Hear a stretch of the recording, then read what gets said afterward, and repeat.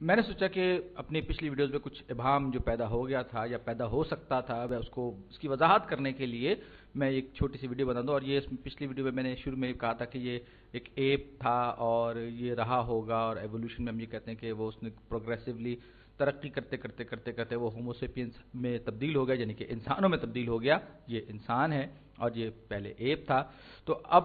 اب شاید آپ یہ سوچ رہے ہوں کہ ایوولوشن وہ عمل یا وہ پروسیس ہے جو کہ چیزوں کو بہتر بناتا ہے، امپروو کرتا ہے، اور یہ ایک طرح سے پروگریس یا ترقی کی علامت ہے کہ ہر نسل جو ہے اپنی پچھلی نسل سے بہتر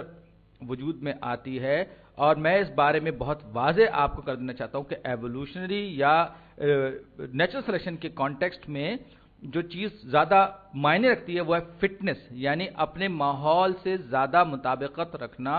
اور اپنی نسل کو زیادہ بہتر طور پر آگے بڑھانا. اور ضروری نہیں ہے کہ یہ تصور جو ہے ہمارے عام تصور سے جو کہ ہیومن ایوولوشن کے بارے میں ہم کرتے ہیں وہ بالکل جیسا ہو. بعض لوگ یہ بھی کہتے ہیں کہ آنے والے وقتوں میں انسان جب اور زیادہ ارتقاء ہو جائے گا اور زیادہ ایوولوشن ہو جائے گا تو شاید اس طرح کہو کہ وہ دیواروں کے آر پار بھی دیکھ سکے، ذہنوں کو پڑھ سکے اور زیادہ ذہین ہو، اور ہم اس کے سامنے بالکل ایسے لگیں جیسے ہمارے سامنے آج سے لاکھوں کروڑوں سال پہلے کا ایپ لگتا ہے. تو یہ کوئی ہمارے حساب سے سپر ہیومن ہوگا اور یہ ارتقاء کا اگلا قدم ہوگا. تو میں نہیں جانتا کہ ایسا ہوگا یا نہیں ہوگا، لیکن مجھے اس سے کوئی غرض بھی نہیں ہے. لیکن میں یہ بتانا چاہتا ہوں کہ اگر ہم بات کرتے ہیں فٹنس کی اور سکسیس کی بات کرتے ہیں، کامیابی کی بات کرتے ہیں، تو ایوولوشن میں اس کا مطلب کچھ اور ہوتا ہے. اور ہمارا جو سوسائٹل کانٹیکسٹ ہے، یعنی ہم معاشرے میں جو بات کرتے ہیں اس کا کانٹیکسٹ بالکل الگ ہے، اس کا سیاق و سباق بالکل الگ ہے. یہ فرض کر لیجیے ایک صاحب ہے، انہوں نے P H D S C کر رکھا ہے، ان کے پاس ایم ڈی بھی ہے، ان کے پاس بہت ساری دولت بھی ہے، بہت پیسہ ہے ان کے پاس، اور یہ جو ہے یہ بہت زیادہ پڑھے ہوئے ہیں، اور یہ اور ان کی بیوی یہ فیصلہ کرتے ہیں کہ ان کے پاس یہ بچے پیدا نہ کریں، یا یوں کہیں کہ یہ سوچتے ہیں کہ دنیا میں بہت زیادہ لوگ ہو گئے ہیں اور ہمیں جو ہے صرف ایک بچہ پیدا کرنے چاہیے. تو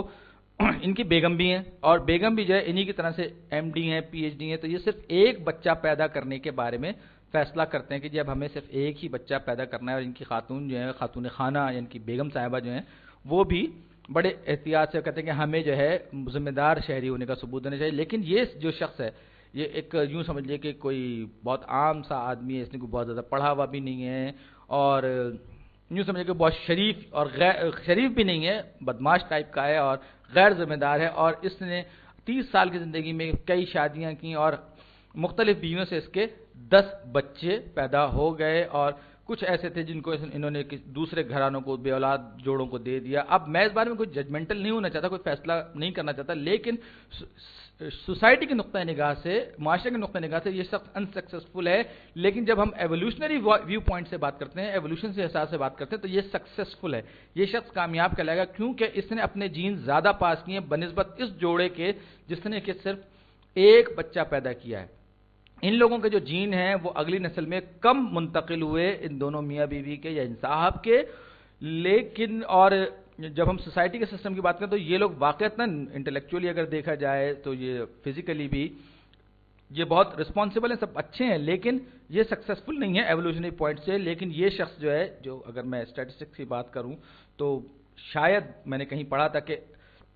ایشیا میں 80% لوگ جو ہیں اپنے جین جو ہے وہ زیادہ عورتوں کو پاس کرتے ہیں یا زیادہ لوگوں کو پاس کرتے ہیں. اور اگر مجھے یاد ہو تو منگول جو واریر تھا، چنگیز خان یا قبلائی خان تھا، اس نے بھی کئی عورتوں سے شادیاں کر رکھی تھیں. اور آج بھی ہمارے یہاں یہ رواج ہے کہ کئی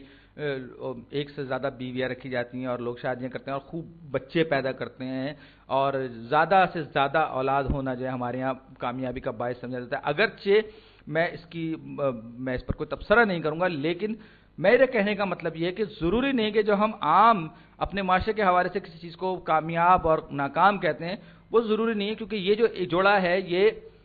اپنے جین کم تعداد میں پاس کرے گا. یہ والا جو شخص ہے یہ اپنے جین بہت زیادہ پاس کرے گا، یعنی کہ اس کی جو جین ہیں وہ آنے والی نسلوں میں آپ کو زیادہ ملیں گے. اور اس حساب سے دیکھا جائے تو ایوولوشنری ویو پوائنٹ سے یہ زیادہ رسپانسبل ہوگا. تو ایوولوشن یا نیچرل سلیکشن جو ہے وہ پروگرس تو ہے، وہ تبدیلی کا تو ہے، لیکن بہت یوں کہنا چاہیے کہ اس کا مطلب ہرگز یہ نہیں ہے کہ کوئی چیز جو ہے وہ وقت کے ساتھ ساتھ لازماً بہتر ہی ہوتی چلی جائے، نہیں، اس کا مقصد یہ ہے کہ جو دیا ہوا ہمیں ماحول، جو ماحول ہمارے سامنے درپیش ہو، وہ اس میں ہم کس طرح سے فٹ ان ہوتے ہیں۔ اب ایک بات اور جو میں انٹیلیجنٹ ڈیزائن کے حوالے سے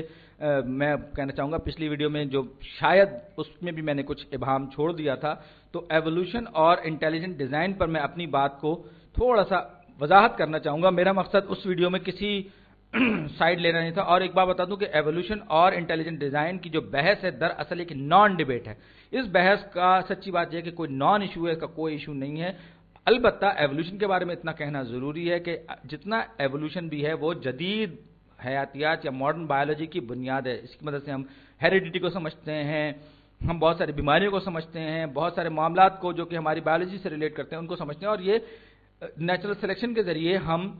ان سب چیزوں کو سمجھتے ہیں۔ اور آج تک یہ سب جیوری جو ہے اس میں آؤٹ ہے، اس پر بحث ہو رہی ہے کہ ایوولوشن کس طرح سے ہوتا ہے۔ بعض جگہوں پر بہت تیز ہو رہا ہوتا ہے، بعض جگہوں پر بہت آہستہ ہو رہا ہے۔ تو یہ جو چیز ہے ایوولوشن جو ہے دراصل یہ ہمارے سارے آبزرویشنز، ہمارے سارے مشاہدات کو بیک کرتا ہے، اس کی بنیاد پر یہ تصور نیچرل سلیکشن یا ایوولوشن کا کھڑا ہے۔ اور اگر کسی کو کوئی ڈینائی کرتا ہے، کوئی انکار کرتا ہے کہ ایوولوشن بالکل کوئی چیز نہیں ہے، تو وہ دراصل ہماری جدید جو ماڈرن بایولوجی ہے دراصل اس سے پورا کا پورا انکار کرتا ہے۔ اور میرا جو مقصد ہے وہ انٹیلیجنٹ ڈیزائن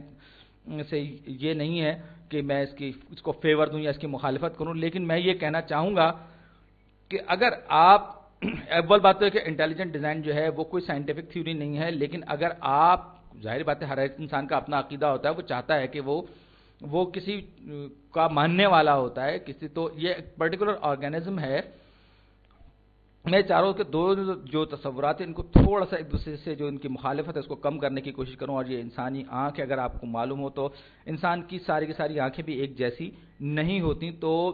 آپ اس صورت میں کہیں گے انٹیلیجنٹ ڈیزائن نہیں بلکہ انٹیلیجنٹ ڈیزائنز، ایک سے زیادہ ڈیزائن موجود ہیں۔ تو اگر آپ کسی ڈیزائنر پر یقین کرنا ہی چاہتے ہیں، سسٹم لیول پر یقین کیجئے، اسٹرکچر لیول پر یقین یعنی کہ ظاہر پر نہیں، تو یہ مطلب یہ ہے کہ اگر کسی ڈیزائنر کی بات کر رہے ہیں تو اس ڈیزائنر نے جو بھی ڈیزائن کیا ہوگا اس نے ایوولوشن کے پروسیس کے ذریعے ہی کیا ہوگا۔ اگر آپ واقعی کسی ڈیزائنر پر، کسی سپریم بینگ پر یقین رکھنا چاہتے ہیں تو پھر میرا خیال یہ ہے کہ یہ ضروری ہے۔ اور انٹیلیجنٹ ڈیزائن جو دراصل ڈینائل ہے ساری کی ساری ماڈرن بایولوجی کا، اور